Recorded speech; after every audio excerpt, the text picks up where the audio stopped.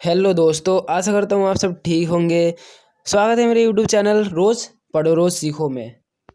तो आइए बिना टाइम वेस्ट किए हुए द साउंड ऑफ म्यूजिक का फर्स्ट पार्ट का समरी हिंदी समझते हैं। यह अध्याय इवलिन ग्लेनिन नाम की एक स्कॉटिश लड़की के जीवन के बारे में वर्णन करता है। जब वह 8 वर्ष की थी तो पहली बार इस बात का आभास हुआ कि उसने किसी स्तर तक अपनी सुनने की शक्ति को खो दिया था। वह स्कूल में अपने मित्रों और अध्यापकों से इस बात को छुपाए रखने में सफल रही, लेकिन जब वह 11 वर्ष की हुई तो उसके बहरेपन का केस पक्का हो गया। अब उसकी सुनाई देने की क्षमता पूर्ण रूप से नष्ट हो चुकी थी। यह सब कुछ एक धीमी प्रक्रिया के अंतर्गत नाड़ी के नष्ट हो जाने के कारण हुआ था।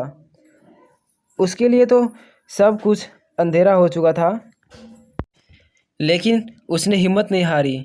वह एक सामान्य जीवन जीने के लिए दृढ़ निश्चयी थी। उसने संगीत सीखा।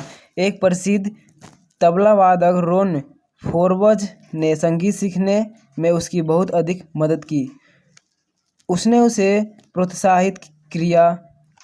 उसने उसे बताया कि यह कानों के माध्यम से संगीत न सुनकर किसी अन्य माध्यम से संगीत सुनने का प्रयास करे। उसने कठोर परिश्रम किया और अपने शरीर के अन्य अंगों के माध्यम से संगीत सुनने में सफल रही। उसने आवाज़ों और स्पंदनों के प्रति अपने शरीर और मन को खोलना शुरू किया। इस स्थान से उसने कभी भी पीछे मुड़कर नहीं देखा। उसने एक युवा ऑर्केस्ट्रा के साथ यूनाइटेड किंगडम इंग्लैंड का भ्रमण किया। 16 वर्ष की आयु में उसने संगीत को अपना जीवन बनाने का निर्णय ले लिया। उसने संगीत की रॉयल एकेडमी के लिए परीक्षा दी। उसने एकेडमी के आज तक के इतिहास में सबसे अधिक अंक प्राप्त किए। उसने संगीत के लगभग 100 वाद्य यंत्रों में विशिष्टता हासिल कर ली। वह छोटी से छोटी बात को भी सुन और समझ सकती थी। यह बात बिल्कुल असंभव दिखाई पड़ती है कि उस जैसी बहरी इतने धारा प्रवाह रूप से चीज़ों के उत्तर देती है। वह बिना किसी गलती के स्कॉटिश लहजे के साथ बोलती थी। जब यह जाइलोफोन बजाती है तो उसकी उंगलियों के सिरों के माध्यम से उसके शरीर के अंदर संगीत का प्रवाह होता है। वह कहती है कि शरीर के प्रत्येक अंग माध्यम से उसके अंदर संगीत का प्रवाह होता है। संगीत उसकी त्वचा, गालों की हड्डियों तथा यहाँ तक कि बालों में से भी झुनझुनाता रहता है।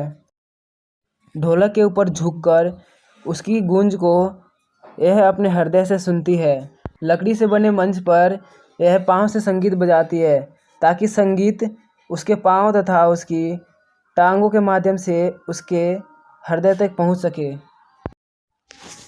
1991 में रॉयल फिलहार्मोनिक सोसाइटी के ख्याति प्राप्त soloist of the year award से सम्मानित किया गया। वह अपने आप को एक बहुत ही मेहनती मानती है। नियमित संगीत संगोष्ठियों में गाने के साथ साथ वह जेलों तथा अस्पतालों में निःशुल्क रूप से भी गाती है। वह युवा संगीतकारों को प्रशिक्षण देने के लिए भी कक्षाएं लगाने को प्राथमिकता देती है। वह बौद्धिक बच्चों के लिए एक चमकदार प्रेरणा पुंज है। तो दोस्तों, द साउंड ऑफ म्यूजिक का पार्ट फर्स्ट की हिंदी समरी यही समाप्त होती है। आशा करता हूँ दोस्तों यह वीडियो आपको बहुत अच्छी लगी होगी और समझ भी आई होगी। यदि समझ आई तो मुझे कमेंट बॉक्स में ज़रूर बताना और अपने दोस्तों को शेयर करना ना भूलें ताकि वह अपने एग्ज़ाम में पास हो सके इसे समझ और पढ़कर। धन्यवाद।